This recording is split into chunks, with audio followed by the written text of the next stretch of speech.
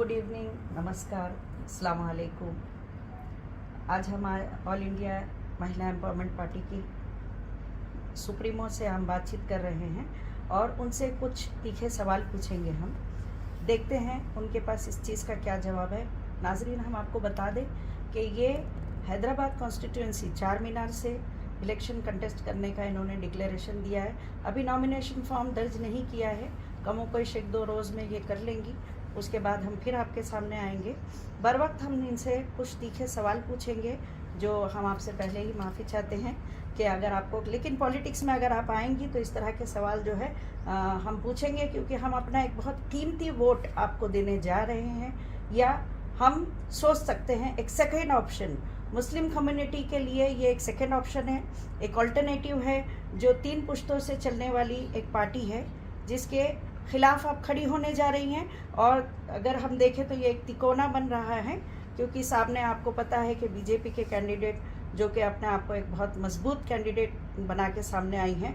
तो आप देखेंगे नाजरीन, ये शायद पहली बार होगा हिंदुस्तान में और ख़ास तौर पर हैदराबाद, तेलंगाना जैसे स्टेट में, जहाँ पर आज तक बीजेपी का इतना पैर जमा नहीं है। यहाँ पर सिर्फ बोलबाला है तो 7 कॉन्स्टिट्यूंसी या 8 कॉन्स्टिट्यूंसी पे मुस्लिम एमएलए ही हैं और वो जो है अपने एक तरह से पूरे हिंदुस्तान में मुसलमानों की और कोई नुमाइंदगी नहीं है सिवाय MIM के। तो अब हम देखेंगे कि ये 2 मुसलमान हैं और एक बीजेपी है। और क्योंकि आज की हिंदुस्तान की सियासत पूरी की पूरी एक कम्युनल किस्म की हो गई है, उसमें ये एक सेक्युलरिज्म बोल के सामने आई हैं। तो इनसे हम कुछ सवाल करेंगे, देखें ये इसका क्या जवाब देती हैं, ताकि हम अपना कीमती वोट डिसाइड करें कि हम किसको दें।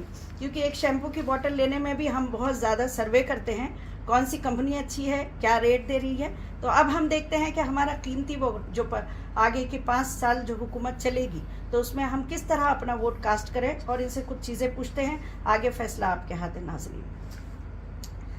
डॉक्टर नोहेरा शेख साहिबा, खैर मकदम है आपका, और हम आपसे कुछ सवाल करना चाहते हैं। कई दिनों से कोशिश हो रही थी कि आपसे मुलाकात हो, लेकिन आपके पास क्योंकि मसरूफियत रहती है, आज संडे है, आज आपने हमारे लिए थोड़ा टाइम निकाला है, जज़ाकल्लाह। आप मुझे ये बताइए, सबसे पहला सवाल, जो पिछली हुकूमत चली गई जी, हमने ये सुना है कि KCR साहब की, हालांकि उन्होंने जो कुछ किया बहुत अच्छा किया, तेलंगाना जानता है पूरा, फिर उनकी हुकूमत जाने की वजह कहीं ना कहीं आपको माना जाता है, आपको कहा जाता है। तो आप बताइए कि क्या ये बात सच है? सच और झूठ की बात नहीं है। हुकूमत जाना जो है, आना वो एक नॉर्मल सी बात है। मगर KCR साहब का भी क्या है कि वो कॉन्फिडेंस हो गया था कि मुझे यहाँ से अब कोई भी हटा नहीं सकते, मैं ही तेलंगाना का बड़ा हूँ और तेलंगाना और आंध्रा के डिबेट करने में मेरा जीत रही। और उस वजह से उन्होंने जो कांग्रेस गवर्नमेंट को जो वादा किया था वो तक भी तोड़कर जो है बिपर गए थे। मगर उसके बाद उनका जो एक वोर कॉन्फिडेंस था कि तेलंगाना में मैं ही रहूँगा, तेलंगाना में मैं ही रहूँगा।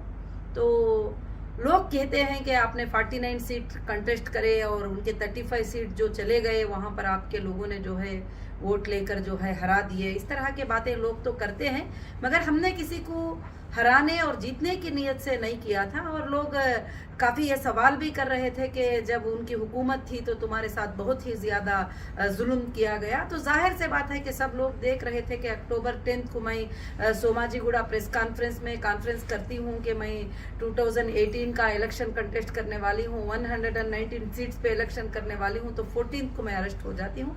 तो इसमें KCR साहब का भी हाथ था और MIM के असदुद्दीन साहब का भी हाथ था।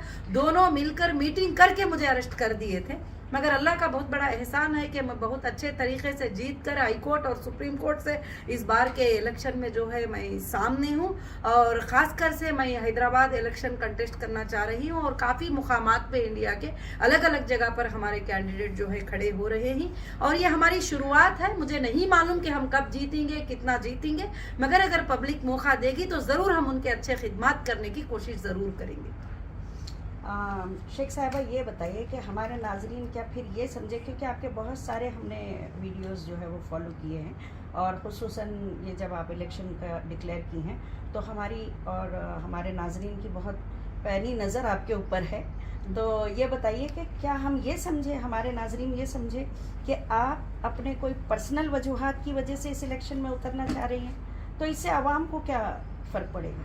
आवाम के लिए आप क्या लाई हैं इसमें, क्या आप उसके लिए क्यों उतरना चाहती हैं? जैसे आपने कहा जस्टिस फॉर ह्यूमैनिटी, तो इसमें पूरे ह्यूमैनिटी के लिए आप क्यों उतरना चाह रही हैं? क्या है आपका कॉन्सेप्ट? हाँ, आपने बहुत अच्छा सवाल किया कि इंसान को जब पर्सनल तकलीफ पहुंचती है वो अपने जस्टिस को लेने की कोशिश करता है, तो उसमें मैं भी एक हूँ, एक मजलूम हूँ मैं, जो हैदराबाद से सताई गई हूँ और ख़ास कर से MIM के MP असदुद्दीन ओवैसी साहब से सताई गई हूँ। मैं नहीं सताई गई हूँ, मेरे साथ खड़े होने वाले लाखों मुसलमान सताए गए हैं। मेरे साथ मुझे प्यार करने वाले, मोहब्बत करने वाले लाखों मुसलमानों के आंखों में आंसू आए हुए हैं। कोर्ट्स के सामने, जेल के सामने, हर जगह पर हमारे लोगों ने बहुत ज़्यादा तकलीफ। तो इसमें MIM का हाथ था, ये हर इंसान को मालूम है। जो इसमें जितने भी FIR हुए वो MIM के लोगों ने किया था, और जितने भी YouTube में बैठकर गलत बातों से बदनाम किए वो MIM के लीडर थे। तो कहीं ना कहीं मैं एक जगह पर जो है अपनी इंसाफ के लिए भी लड़ रही हूँ। जब मुझे पता भी चला कि मेरे साथ जब इतनी बड़ी नाइंसाफ़ी होती है तो लोगों के साथ कैसी नाइंसाफ़ी होती होगी, तो मैं सबके लिए इंसाफ के लिए पहले से लड़ने वाली। इस बात को सोचकर मैंने इंसाफ के लिए लड़ी हूँ।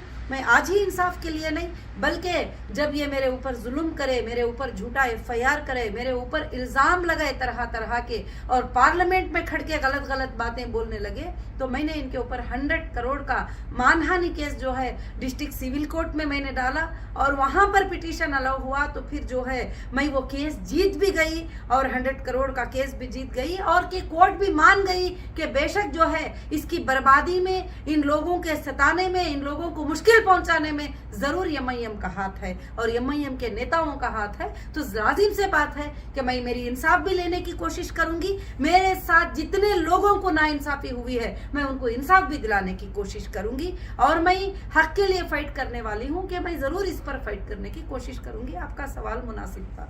तो हम ये समझे कि आप जो है नाजरीन के थोड़े वजाहत के लिए कि आप ये कहना चाह रही हैं कि जो आपके जैसे पावरफुल लेडी के साथ अगर एक इस तरह से नाइंसाफ़ी हो सकती है जिसमें पूरे एजेंसीज को इन्वॉल्व किया जा सकता है, तो एक आम आदमी के साथ कितनी तकलीफ होती होगी, ये आपका नज़रिया है या फिर कुछ और इसके पीछे आपका कोई एजेंडा? नहीं, मेरा नज़रिया ये भी है कि जो एक औरत जिन पर ना कभी बुरा बोलती थी, ना कभी गलत बोलती थी, ना कभी मुलाकात की थी, ना कभी कोई इलेक्शन कंटेस्ट की थी, ना कभी वोट मांगने गई थी, ना उनकी सल्तनत में कभी कदम डाली थी, कुछ भी नहीं। कुछ भी ना होने के बावजूद भी इतना बड़ा जुल्म मेरे साथ किया गया।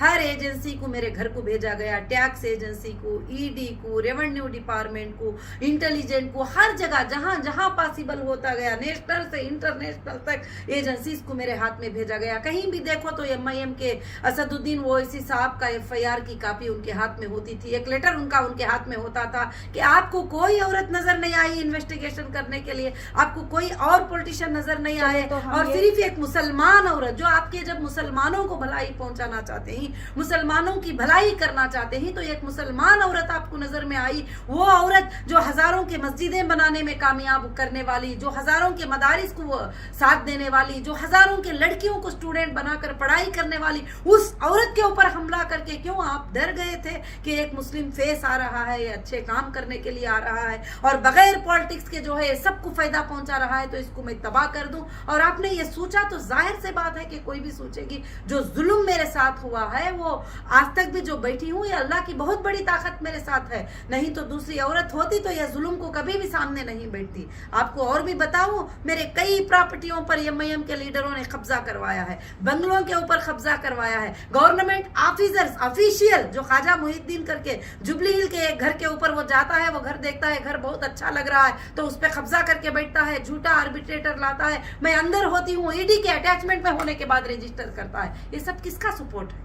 ये सब किसका सपोर्ट है, किसका सपोर्ट लेके काम कर रहे हैं। और वैसे ही आप टोली चौकी की लैंड देखिए, लैंड ग्रापर कहते हैं इनको, तो लैंड ग्रापर क्यों ना कहें। टोली चौकी की जो लैंड थी मेरी, उसके ऊपर लोगों को कब्जा करा दिया, उससे पैसे ले लिया और पैसे वसूल करते जा रहे हैं और पैसे वसूल करते जाते। अब जाकर मैं सुप्रीम कोर्ट पे उसको जीतने के लिए 6 मंथ लग गया कि ये मेरी लैंड है करके प्रूफ कराने के लिए, जो कि 400 करोड़ देकर लैंड को खरीदा गया था, और वो लैंड को मेरी लैंड करके प्रूफ करा लेने के लिए सुप्रीम कोर्ट में 6 मंथ लग गए। तो यहाँ पर ऐसे बहुत सारे जुल्म होते हैं। मेरे पास ऐसे 100 से 200 औरतें, बेटा मेरा 200 स्क्वायर फीट का घर जो है कोई बेच दिया, 200 स्क्वायर यार्ड का घर जो है कोई बेच दिया, 10 लोगों को बेच दिए, 5 लोगों को। ये खास कर से हैदराबाद के एरिया में चलता है। जो टपोरी टाइप के लोग होते हैं, ऐसे काम करते हैं। तो मैं चाहती हूँ कि जुल्मों के खिलाफ आवाज उठाऊं, और ये जो मेरे साथ जुल्म हुए हैं, ऐसे जुल्म कई लोगों के साथ होते हैं, कई बिल्डर के साथ होते हैं। मेरे पास एक भाई आए थे, बैठे थे और एक बोर्ड लगाए थे उनकी लैंड को सेल करने का। और वो बोर्ड लगाने के बाद जो है वो कहते हैं कि उनको जो है MIM के लीडर से फोन गया कि ये लैंड जो है तुम सेल करना चाहोगे। वो बोले नहीं नहीं, इतने प्राइस की मेरी लैंड है, तो सेल करना है, इतने प्राइस में सेल कर दे, अगर सेल ना करे तो ब्लैक बोर्ड लग जाएगा तेरी लैंड में 3 दिन में। तो बोलते हैं 10 साल से फेस कर रहा हूँ कोर्ट में। यानी आपका ये एलिगेशन है, मैं हम अपने नाजरीन को बता दें कि आपने उनके ऊपर कितने एलिगेशन लगाए हैं इस वक्त। जी, पावर का मिसयूज, जी, लैंड ग्रैबिंग, जी, राउडीज्म। मैंने एलिगेशन नहीं लगाया है। आप लोग क्या अगर पहचानेंगे, लोगों को देखेंगे तो रियल है सब मेरे पास प्रूफ के साथ, फोटोज के साथ। जो हीरा ज्वेलर्स जो है 2008 में हमारा जो है अफिया प्लाजा में जो शुरू हुआ था, वहां पर 2011 में एक बंदा आता है, MIM का लीडर, बोलता है दोनों भाइयों के फोटो का बैनर बड़ा लगा देता है और 4 दिन में कब्जा कर लेके वहां हमारे स्टाफ को जाने नहीं देता है। आज भी प्रॉपर्टी हमारे नाम से है, आज भी EC में हमारे नाम से है, सब कुछ हमारे नाम से है, हम वहां नहीं जा सकते। ये जुल्म नहीं है? Very true. अब ये तो आप सब ने देखा नहीं है, काफी लोगों ने देखा नहीं है। चलें, ठीक है। अब हम आगे अपने अगले सवाल की तरफ पहुंचते हैं, और बस हम मुख्तसर में अब 2 सवाल और करेंगे आपसे। एक ये कि आपको ये क्यों लगता है कि वो मुस्लिम कम्युनिटी जिसके जहन में हमेशा से ये है, उनकी समझ है कि औरत और सियासत ये 2 मुख्तलिफ चीज़ें हैं, वो कम्युनिटी और बाकी दूसरे हमारे हमवतन भाई जितने भी हैं, वो कम्युनिटी सिर्फ एक जस्टिस फॉर ह्यूमैनिटी यानी इंसाफ की आवाज़ उठाने पे आपको एक सेकंड ऑप्शन क्यों समझेगी, क्यों आपको वोट कास्ट करेगी? इंशाअल्लाह मुझे लगता है कि हमारी कम्युनिटी मुझे समझेगी, और कहीं ना कहीं वो समझते हैं कि औरत सियासत नहीं कर सकती, औरत सियासत में नहीं आ सकती, मगर ऐसा कुछ नहीं है। अल्लाह ताला दोनों को कुरान मजीद में बराबर का जो है पार्ट बनाया है, बराबर घर चलाने में, सियासत चलाने में, दुनिया चलाने में, सबको बराबर का पार्ट दिया है। और खासकर से MIM के लोगों ने इस फेस को बता दिया है कि देखिए MIM की जितने खानदान भी लड़ाई किए हैं, MLA बने हैं, MP बने, कभी उनके घर के किसी भी औरत को ना एक कॉर्पोरेटर होने के लिए का हक दिया, ना स्टेज पे आके बात करने का हक दिया, ना बताने का हक दिया। तो ये लोगों को बताते हैं कि औरत जो है कुछ भी नहीं कर सकती। इसीलिए पार्लियामेंट में रिजर्वेशन बिल को भी जो है इन्होंने ऑब्जेक्शन लिया कि नहीं, ये पास नहीं होना चाहिए, क्योंकि औरतों को ये जरूरत नहीं है। तो ये कहीं ना कहीं ये इनकी सोच है। मगर कई उलमा ने मुझे फोन करके हिम्मत अफजाई दिए और बोले बेटी अगर तुम खड़ी होती हो तो हम सब तुम्हारे साथ हैं, इन जुल्मों को जरूर हटाओ, इन लैंड ग्रापरों को तुम जरूर हटाओ और इनके ऊपर फाइट करो और उनको इंसाफ के लिए आ जाओ, जो रियलिटी है उसको बाहर लेके आओ। बहुत सारे लोगों का ये रिक्वेस्ट है। चलिए, तब आप जो है ये इलेक्शन कंटेस्ट कर रही हैं, उस पर आपका एजेंडा जो है, खास तौर से आपने कहा कि इंफ्रास्ट्रक्चर डेवलपमेंट नहीं है और हमारे फ्यूचर जनरेशन की ग्रूमिंग के लिए कोई काम वो नहीं कर रहे हैं, उनको जो है आगे बढ़ाने के लिए, उनको एजुकेट करने के लिए कोई काम नहीं कर रहे हैं। ठीक है, हालांकि दूसरी तरफ से ये बात है कि उनके काफ़ी सारे स्कूल्स है, ये है। हालांकि ये भी बात सही है कि सिर्फ अपने स्कूल्स बना लेने से किसी भी कम्युनिटी या किसी भी कॉन्स्टिट्यूएंसी का डेवलपमेंट नहीं होता है। जी, स्कूल्स बना लिए, हॉस्पिटल्स बनाइए, उनके फीसेस भी तो चेक करिए, कौन सी बच्ची को फ्री में पढ़ाई मिल रही है, कौन सी बच्ची को सीट फ्री में मिलती है, कौन सी हॉस्पिटल में फ्री ट्रीटमेंट होता है, कहाँ है वो पूछ लीजिए। वो कमर्शियल है, बिजनेस बना ले रहे हैं वो। जितने मुसलमान उनको चाहते हैं, जितने लोग वहाँ के चाहते हैं, उनका एक बड़ा बिजनेस बनाकर बैठे हुए हैं। तो इसलिए मैं कहती हूँ कि इस बार का कंटेस्ट बहुत बड़ा कंटेस्ट रहेगा और बहुत बड़ी फाइट रहेगी और मेरा ये स्लोगन रहेगा कि अब की बार MIM की हार होगी जरूर और मुसलमानों की भी जीत होगी। वहां पर लोग जीतेंगे जरूर और इंसाफ भी जरूर से जरूर जीतेगी। अल्लाह रब्बुल आलमीन जुल्म की सियासत को बहुत दिन तक नहीं चलाएंगे। जो जुल्म मेरे ऊपर हुआ है 10-12 साल से, वो जुल्म काफी है उनके हारने के लिए और किसी का नहीं। तो वहां के लाखों के लोगों पर क्या जुल्म होता रहेगा और कहां तवज्जो दे रहे हैं बच्चों के स्कूल के ऊपर, कहां तवज्जो हो रही है एजुकेशन के ऊपर, कहां तवज्जो हो रही है रोडों पर रास्तों के ऊपर, कहां तवज्जो हो रही है बीमारों पर,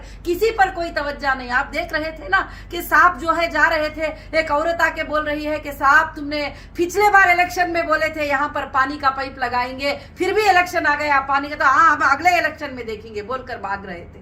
तो इस तरह के लोग होते हैं। तो मैं चाहती हूँ कि लोगों को जो है सियासत में आने का फायदा पहुंचाए। तो मेरी ये कोशिश है, मेरी ये सच्ची आवाज है, ये आवाज आती ही रहेगी इंशाअल्लाह। लोग कुछ भी कहे, लोग समझे, अब नहीं तो कुछ दिनों के बाद समझे, जरूर ये सच्ची आवाज चलती रहेगी। मैडम, पूरी दुनिया आज हिंदुस्तान की राजनीति बहुत कुछ जो है सिर्फ मजहब के ऊपर राजनीति हो रही है। इस राजनीति में आप क्या ऐसा लाना चाहती हैं कि जिससे सिर्फ मुसलमान ही नहीं बल्कि हमारे दूसरे दिगर मज़ाहब के लोग भी आपको वोट दें? उसके लिए आपका क्या प्लान है? क्या आप खुद भी ये चाहती है कि मजहब की राजनीति करें? नहीं, ये क्योंकि हम आपको देखते हैं कि आप जो है, हमारी पार्टी की बुनियाद है MEP जस्टिस फॉर ह्यूमैनिटी। हमारी पार्टी हर इंसान को इंसाफ दिलाएगी। मजहब की बात हमारे घरों में होती है। जब इंडियन कॉन्स्टिट्यूशन की बात आती है तो वहाँ मजहब कॉन्स्टिट्यूशन होता है और पूरे देश के हिंदू और मुसलमान को इंसाफ होगी। इसीलिए हमारे पार्टी में टिकट मुस्लिम को भी है और हिंदू को भी है और क्रिश्चियन को भी है। हाँ, कम्युनिटी जहाँ पर जैसी कम्युनिटी होती है उस कम्युनिटी का रिस्पेक्ट करना हमारे ऊपर जो है लाजिम होता है। मगर मैं एक मुसलमान हूँ, मैं इस्लाम को फॉलो करती हूँ पूरी के पूरी, मगर मैं सारे देश के लोगों से मोहब्बत करती हूँ और सारे देश के लोगों के इंसाफ के लिए लड़ना चाहूंगी और जहां ना इंसाफी होगी वहां पर खड़ी होना चाहूंगी।